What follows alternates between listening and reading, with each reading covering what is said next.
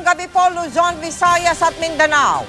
Rub out ang tinitignang anggulo ng Department of Justice sa pagkamatay ng leader at ng miyembro ng Osamis Robbery Hold-Up Group sa Laguna nitong Lunes. Wala rin daw nakitang indikasyon na nanlaban ng dalawa nang mangyari ang pamamaril. Base po yan sa re-autopsy ng NBI. Tiniyak din ng Department of Justice na hindi nawawala ang mga testigo sa nangyari. Palipat-lipat lang daw sila ng lugar dahil posibleng natatakot daw sila para sa kanilang buhay. Nakatutok si Lia Manyalak del Castillo. Sa tinutumbok ng investigasyon ng NBI sa pagkamatay ni Ricky Cadavero alias Kambal at Wilfredo Panugalinga alias Kulot, hindi ambush at tangkang pangaagaw ng baril ang nangyari ayon kay DOJ Secretary Laila De Lima. So ma'am, hindi pa pwede sabihin na rob out?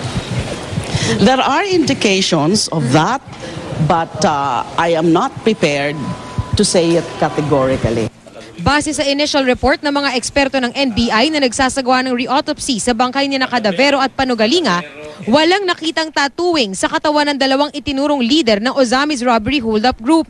Ibig sabihin, hindi bababa sa 2 talampakan ang layo ng bumaril sa dalawang miyembro ng Osamis Robbery Hold-Up Group.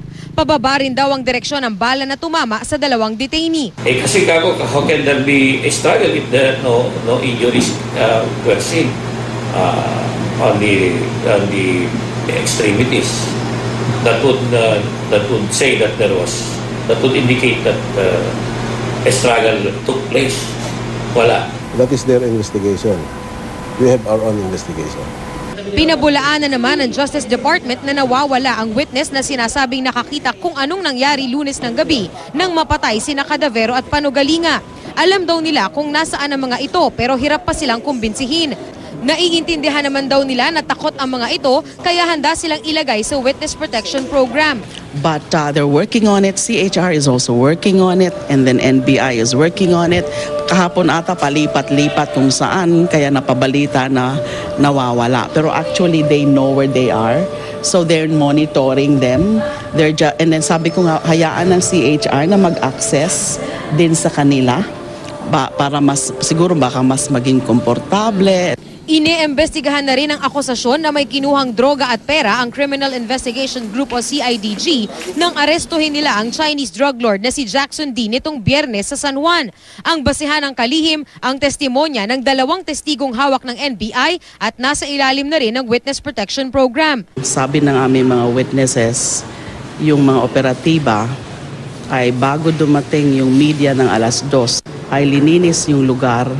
May mga kinuha na mga alleged drug paraphernalia tsaka cash na mga nasa parang sako-like. Yung mga sasakyan na supposedly nasa labas, mga sasakyan ng operatiba, nung ready na in-arrange yung mga yon, may pinapasok yung isang sasakyan at doon daw linagay yung mga paraphernalia at saka yung pera.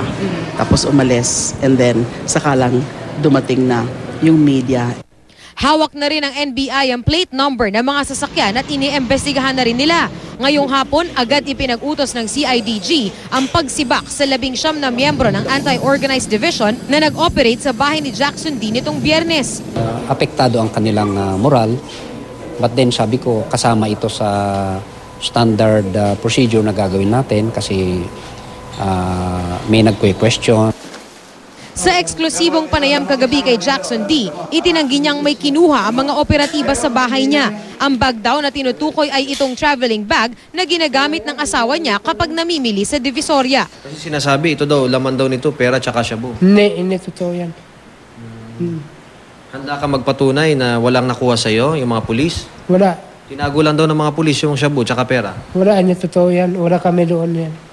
Wala ang shabu tsaka pera, wala yan. Lia Manyalak del Castillo, nakatutok, 24 oras.